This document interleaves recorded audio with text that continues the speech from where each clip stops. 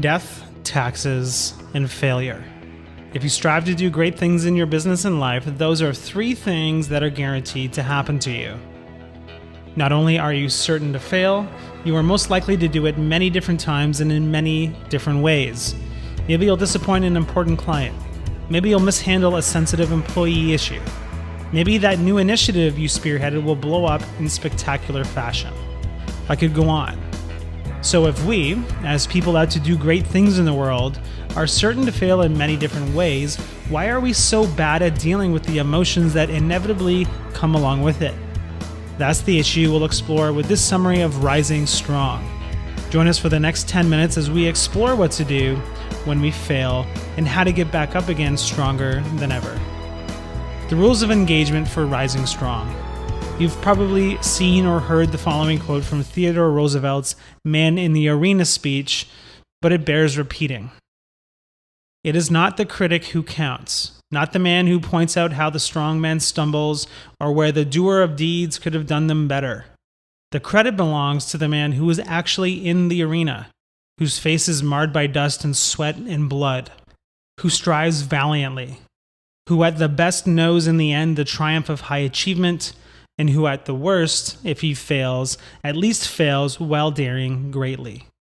From this quote comes what Brown called the basic laws of emotional physics, simple but powerful truths that help us understand why courage is both transformational and rare. These are the rules of engagement for Rising Strong. Number 1, if we are brave enough, often enough, we will fall. This is the physics of vulnerability. There are more spectators than players for a reason. Being in the arena is tough.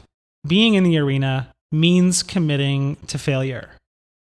Number 2, once we fall in the service of being brave, we can never go back. Once you place yourself in the game, you can't go back to being a spectator. Courage transforms the emotional structure of our being.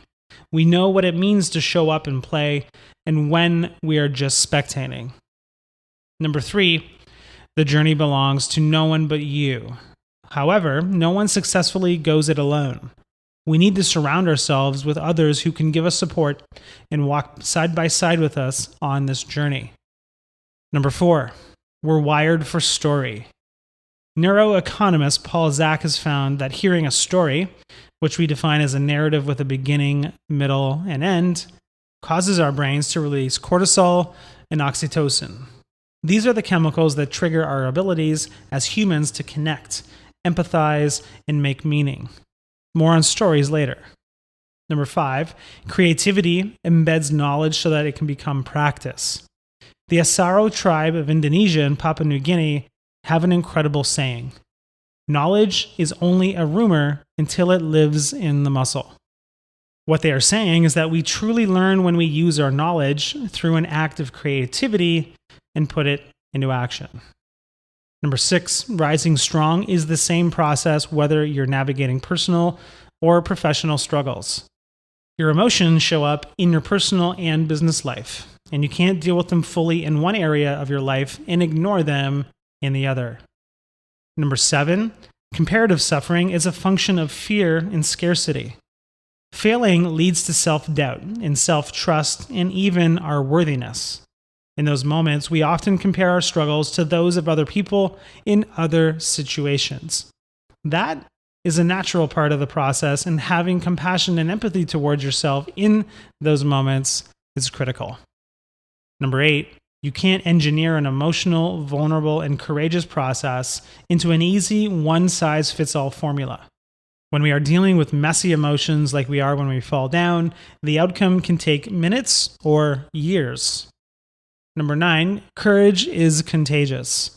Your experience will profoundly affect the people around you whether you're aware of it or not. Courage begets more courage, both in yourself and in others. And number 10, rising strong is a spiritual practice. As Brown points out, getting back up does not require religion or doctrine, but it is a spiritual practice in the sense that we are all connected to one another by a power greater than all of us. The problem: gold plating grit. One of the things that Brown suggests is standing in our way, as a society as a whole is that we like to gold plate grit.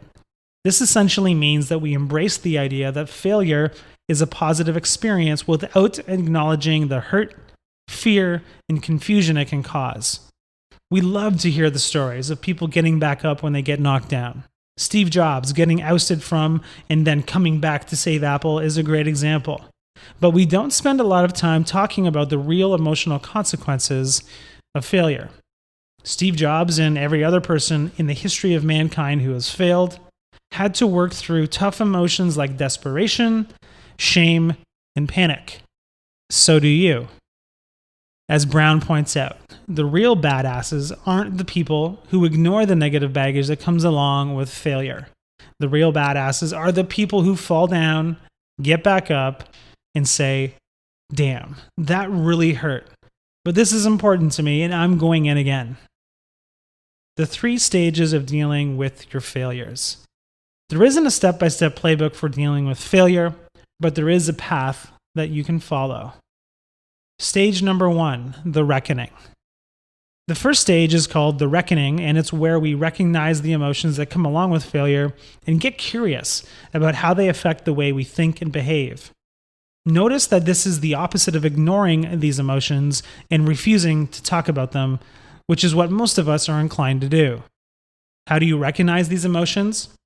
Usually, you'll feel a knot in your stomach, you'll want to eat a box of Oreos in one sitting, or you'll feel like slamming your fist through a brick wall. Or maybe all of them at the same time. When you feel this way, it's a good indication that you should start paying attention to what's going on. Research has shown that most people are not very good at correctly identifying the emotions they are feeling in the moment. The good news is that we don't have to pinpoint our emotions accurately. We just need to recognize that we are feeling something. Then, you need to open a line of inquiry into what's going on and why. Stage 2, the rumble. The second stage is called the rumble, and this is when we confront the stories that we make up about ourselves through this struggle. For instance, a common story we make up about ourselves when we fail is that I'm not good enough. Sometimes that might be true. But most often, this is a self-protection mechanism that tries to prevent us from getting hurt again. After all, if we're not good enough, why bother getting up and trying again? Rumbling is all about identifying the story you are making up so that you can properly deal with it. Brown suggests that we take the step of actually writing it down using 6 simple sentences in the following structure. Number 1, the story I'm making up. Number 2, my emotions. Number 3, my body. Number 4, my thinking. Number 5, my beliefs. And number 6, my actions. Brown tells us that the most important thing in the process is to just get it down on paper. It doesn't need to be perfect. Now that we have it down, we can deal with it. We'll ask ourselves some simple questions in this stage. Number 1, what more do I need to learn and understand about this situation? Number 2, what more do I need to learn and understand about the other people in the story? And number 3, what more do I need to learn and understand about myself? What we'll most likely learn through that process is that there is a difference between what we make up about our experiences and the truth. This is where the key learnings and wisdom live. Number 3, the revolution. The third and last stage is called the revolution. As Brown points out, this is where we write a new ending to the story. A story where you get up off the mat, brush yourself off, and change the way you engage with the world in a positive, life-affirming way. This last step takes an incredible amount of courage because you are opening yourself up to the one thing that your biology is hardwired to avoid: getting hurt again. As Brown points out, this is revolutionary change because it fundamentally transforms our thoughts and beliefs. Rumbling with our story and owning it so that we can write a new, more courageous ending changes how we engage with the world forever. How to rumble with criticism. Let's talk about a concrete situation that you'll most certainly face if you're trying to do anything that's remotely game-changing in your business or your life. Getting criticized by other people, especially people who are watching the game from the cheap seats.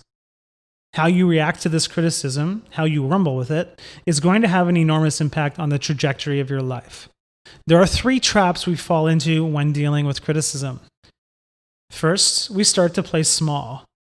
Getting criticized hurts, and our natural reaction is to make sure it doesn't happen again. We do what we need to do in order to make ourselves a smaller target, and in the process, strip away everything that gives us the strength and courage to do great things. Second, we resort to the "I don't care about what anyone thinks" defense. As Brown points out, this is a game we can't win. You are wired to care about what other people think, whether you like it or not. Third, we fall into the trap of eliminating all criticism from our lives. This is like throwing the baby out with the bathwater, because thoughtful and constructive criticism is incredibly useful, especially to people who are attempting to do great things.